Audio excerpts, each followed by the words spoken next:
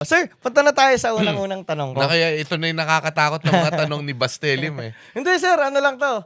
Sir, siyempre Baka magkaroon ako ng ng mga magagandang quotes tulad ni Galileo, ni Zimmerman at saka ni Sophocles. Charot, si Plato at saka mo Plato.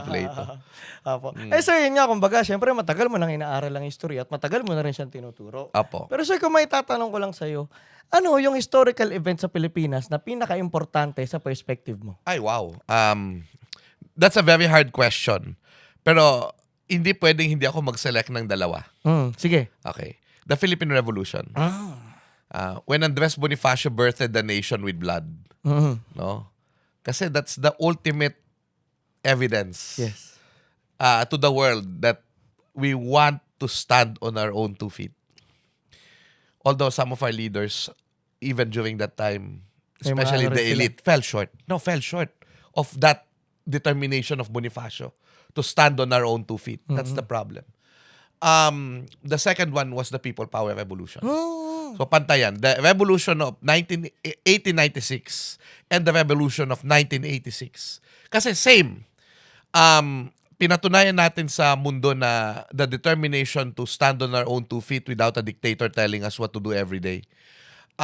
Unfortunately, of course, although some of our leaders tried, the elite, yung elite, yung kapitalista, not everyone of course, but yung mga kapitalistang gahaman, yung mga politikong gahaman, yung mga political dynasties na masasama, inagaw nila yung tagumpay ng EDSA. Totoo. Oo. Although every day, ito lang yung sinasabi ko lagi. Ayoko mawalan ng pag-asa basta kasi my wife works for the Department of Education. Yes. Every day, alam mo yon, many government employees every day by the hundreds of thousands. They go to work every day, 'di ba? And they do good work for our people, 'di ba? Kaya we should never be afraid to engage with government. Yes. Ibig sabihin, maniwala pa rin tayo na may pwedeng gawin ng government. And that's why we're also critics of the government. Yes. 'Di ba? Kasi we still trust that this government can be better. Alam mo, yung parang nakakainis nga kasi parang, wag na kayo mag-criticize, no? Ganyan-ganyan, mga kalaban kayo ng gobyerno. Pero hindi ba nila alam that my act of criticizing or our act of criticizing the government is our love for the government? Kasi we still believe that it can still work. Opo. Tsaka minsan kasi nagkakaroon nga ng kumbaga galit ang masa sa mga aktivista o yung mga naghihingi ng pagbabago. Correct. Pero sa totoo lang, lahat ng importanteng pagbabago sa batas natin ay nangyari dahil may mga lumaban eh. May mga lumaban. At kaya nga tayo nag-rally ngayon dahil sa yung mga trillion peso march, yung mga ganyan, yung mga baha sa Luneta. Di ba parang ngayon, for example, parang lumalakad lang kami. Hindi naman namin alam kung saan tutungo to. Oo, totoo.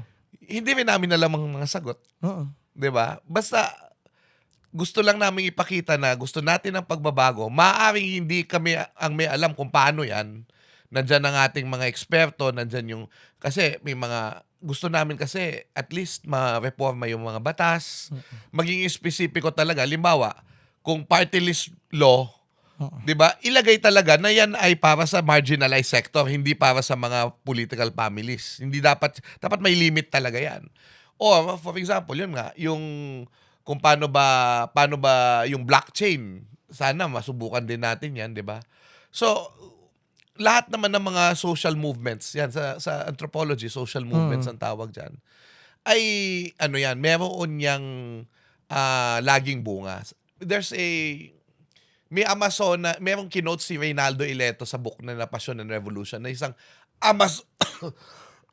excuse me, Sige. may Amazon ng revolusyonaryo noong 1930s ng Sakdal Revolt. Ang pangalan niya si Salud Algabre. Sabi niya, walang himagsikang nabibigo. Ang lahat ay isang hakbang tungo sa tamang direksyon. Totoo yan, sir. So, hindi nasasayang yan kahit akala mo na walang mangyayari. Hindi totoong walang mangyayari. Opo. In due time, may mangyayari. Opo. Tsaka yung sinasabi niyo na wag malose yung hope. Actually, sir, kunyari kung titignan nga natin, 300 years na sakop ang Pilipinas. Oh, yes. kung sumuko na yung mga tao sa gitna, hindi tayo na-liberate nila Bonifacio kung inisip nila na hopeless na 'to, eh, pero umasa Tama. pa sila, eh. So, parang ibig sabihin, yung naging leap natin nung sinabi mo nga na importanteng event sa history yun, sabihin kung ngayon sa'tin meron pa rin talaga tayong magagawa at nakakatuwa, sir, na yun nga nakikita ko kayo na katulad niyo, tsaka yung mga ibang tao na talagang may sinusubukang gawin para may mangyari sa Pilipinas. Yeah, yun na nga. Opo, Well, hopefully nga, kahit papaano. Alam mo hindi opo, naman tayo humihingi ng pasalamat, eh, kasi opo, yung mga bayani natin hindi naman humingi ng pasalamat yan opo, sa atin, ano. Pero sana makita ng mga tao yung kahalagahan ng pagkilos nila. opo, Let us not underestimate the power of the people, tayo, 'di ba? Na pakinggan tayo, 'di ba? So 'yun. opo.